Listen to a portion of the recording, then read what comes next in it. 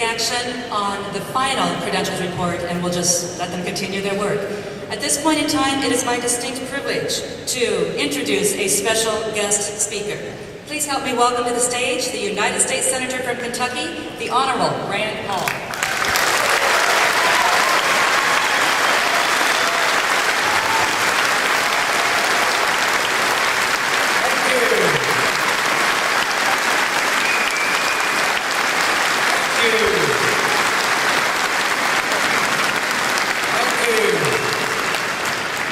I can tell you most everybody in Washington has seen Joni Ernst's ad. And I can tell you that the purveyors of pork are shaking in their boots and worried that Joni Ernst will come up there.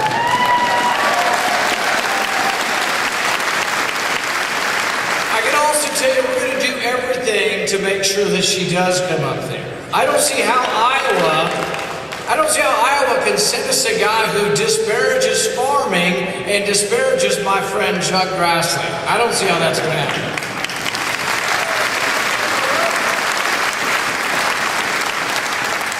I don't know about you, but I'm not so excited about the president freeing the Taliban.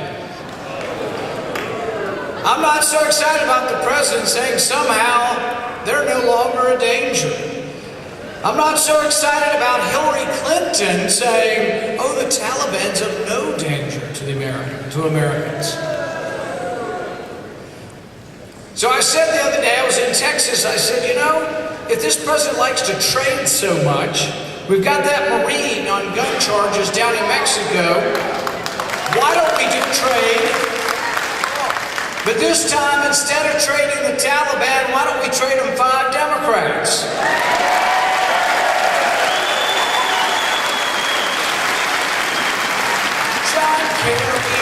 Hillary Clinton, Nancy Pelosi, I can come up with a list. But here's the funny thing about trying to tell a joke when you're in politics. Immediately the reporters were like, seriously? Did he just compare Democrats to the Taliban? So we had to issue a correction. So we sent out a tweet and we said, just kidding, except for Pelosi.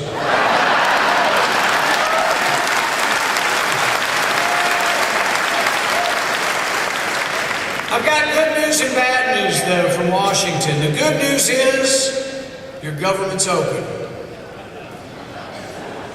The bad news is your government's open and still borrowing $1 million every minute.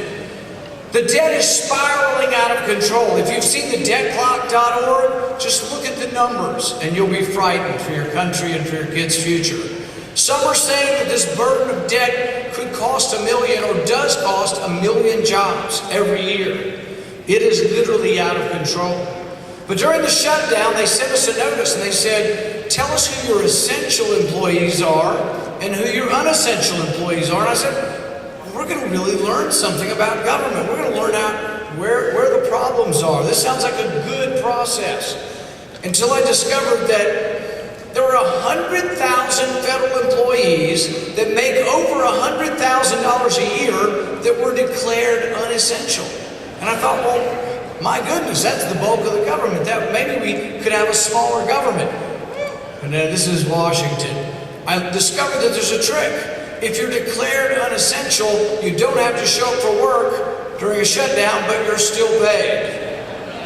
Only in Washington did you shut the government down and it costs more than keeping it open. Completely insane. But I asked for a report from my staff. I said, well, what did the IRS say? Essential, unessential. 90% unessential. What did the EPA say? 95% unessential. I said, we're getting somewhere here. Maybe we're going to learn something. And then they actually went through some of the EPA employees. One woman had not been to work in 20 years. She had had no contacts, no email for 5 years. And you say, well, good, we found out she's been fired. No, you don't get it. She's a federal employee. We can't even fire the people at the VA who have lied to us about our veterans, made up these lists and allowed veterans to wait in a line and die. We can't fire them. This is how dysfunctional your government is. They discovered another woman at the EPA who was selling jewelry and vitamins from her computer and had employed 17 paid interns that were family members of hers. They found another guy who'd been downloading porn for 6 hours a day. And you'd think, well, certainly he was fired. He still works for the EPA. It's a disgrace. But my favorite is they found a guy named Jonathan Beale. He'd been working at the EPA for 11 years. He was Gina McCarthy's right-hand man. And they looked and he always was getting raises. He always got performance bonuses. His reviews were good. But they noticed he hadn't been to work in 6 months. So they asked his boss. They did something really extraordinary. They actually followed up and asked his boss. And they said, oh, well, the reason he's not here very often, he's also a CIA agent. And they were like, really? He works for the EPA and the CIA. Kind of an interesting combination. But then they did something extraordinary. They called the CIA. And they said, Jonathan who? Turns out he had never worked for the CIA. But I imagine this guy makes $150,000 a year sitting at his apartment or his house next to the pool with a beer. And he's like, his boss calls and says, are you coming in? He's like, no, I'm in Istanbul on secret assignment. This is where your government is. It's completely crazy and completely out of control. So we went through this shutdown, and you said, well, I guess that was terrible. All of the government shut down, right? No.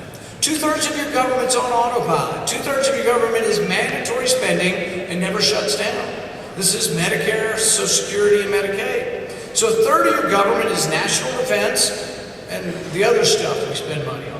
So we did the right thing. We said, we should pay our soldiers. We can't just have our soldiers in the field and not pay them. So we opened up the military and we paid for the military. So now we're down to 1/6 of government. About 16% was closed. You would have thought the world was ending and the sky was falling from all the talk from the establishment media. The president, though, was afraid you might not notice. So you remember what the president did? He wrapped the World War II monument. No telling how many employees it takes to wrap the World War II monument. There is no entrance, there is no exit. Nobody works at the World War II monument. But he wanted to make sure you knew that you were going to pay a penalty if you messed with him.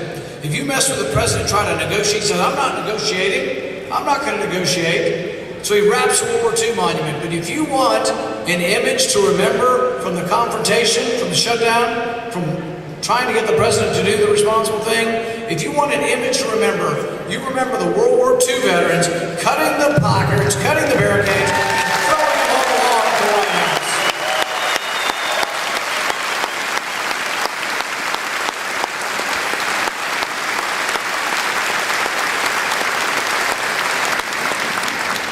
Democrats and the presidents, they say, woe is me, where would we cut?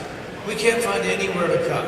So I've been pointing out a few things in a few areas where you might consider it. We spent $1.8 million last year on roll-up beef jerky. We spent $5 million studying the collective action of fish. We spent $500,000 developing a menu for Mars. Now this is a good job. If you've got a 26-year-old kid who can't find a job and you're looking for a job, this is a great job. Pays $5,000 stipend, 2 weeks, all expenses paid in Hawaii. The prerequisites to get the job are difficult, though. You have to like food. So they sent these 20-something-year-old kids to Hawaii with the assignment to develop a menu. This is a $500,000 study to develop a menu for Mars. And you know what a bunch of college kids came up with? Pizza. We spent $250,000 developing a 3D printer for pizza. So I'm imagining, are we going to be able to get the 3D printer on the Mars module that we're sending? We're going to send a 3D printer to make pizza when we get to Mars. This is your government, the total and complete dysfunctionality of your government. But they say they can't cut anything. But realize 2/3 of the problem are the entitlements. And none of us are saying get rid of that. We're saying reform the entitlements.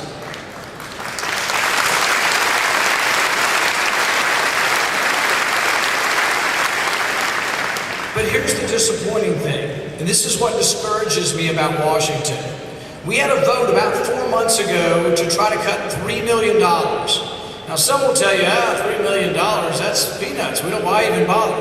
But if you don't start somewhere, how are we ever going to get started?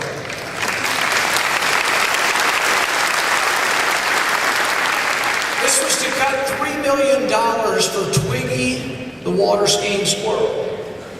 Now, I like dumb pet tricks, and if you email me one, I'll look at it. But I'm not for having the taxpayer spend $3 million for Twiggy the water skiing squirrel to promote the selling of American walnuts in Spain. And God love you if you've got a walnut farm, but that's your job to advertise them, not the taxpayers.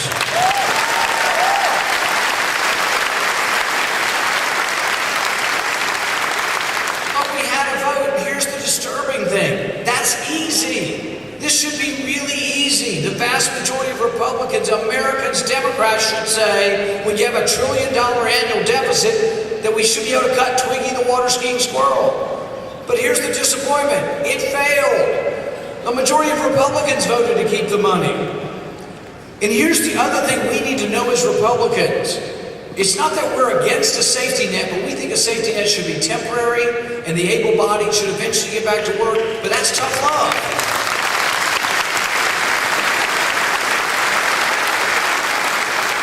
But as Republicans, we can't be out there for what it takes, which is tough love, if we're not willing to stop corporate welfare. We got to stop and end all the welfare to big business. It's crazy.